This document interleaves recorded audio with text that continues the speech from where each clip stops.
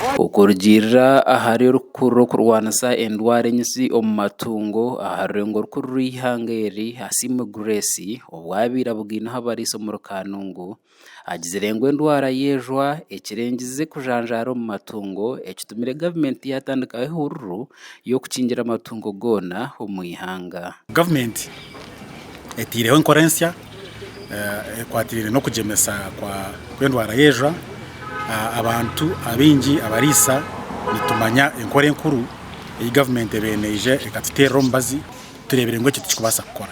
Ogu atugambire bimwe ahabikukwata aha ndwara egi hamwe n'okwekujanjara obu harimu okutambuza amatungo okuruga omu mwanya okuza omu gundi. So akakoko kejwa obwire bwingi nikatambuzibwa amatungo. Hati katugire ngu hariho ente erwire nangashi ente ekizire endwara egi akakoko kukira aha mubiri netakakira akakoko nikakakiri omunda, so wagiho omwanya gumwe okagitwara omu gundi kwekuhikayo atitandika kukajanjaza omu ahabw'eki nk'ekitongore bashaziremu kukwatanisa n'abarisa kugira ngu bagire akasente kubashashura kurabira omuri za banka kugira ngu eki kibabase okukora omurimo ogu omu bwire.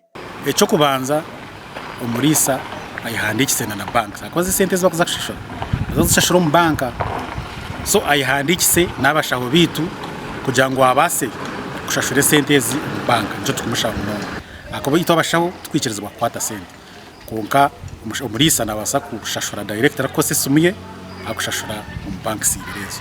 Bamwe ahabarisa abo twagambaho nabo bacyakira kandi bagira ngu eki nikiza kuyamba na munonga amatungo gabo hamwe n'amate okugira akatare. Zo abarisa no barabe barukwetombeto mwabwa akasete konka nikituyamba bwo kugira akatare aheru.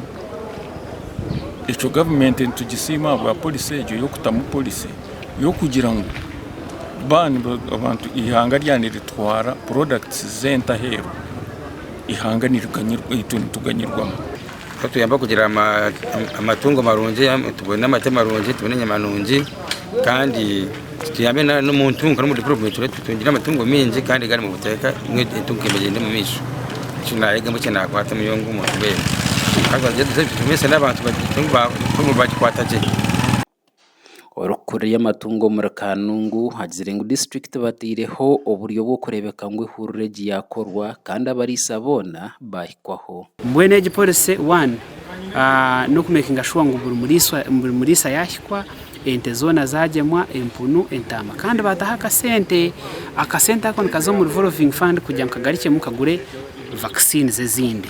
Mbwene nkaito nka Kanungu 1 ningezaho kuhiga abarisa narabatungi bona mu district kugira ngo bagejumbiremo making sure ngo amatungo gabo gagemwa quarantine zibazargaho amatungo ngabana gatambura kandi neitunga ihanga ryono on national scale tubasa ku accessinga.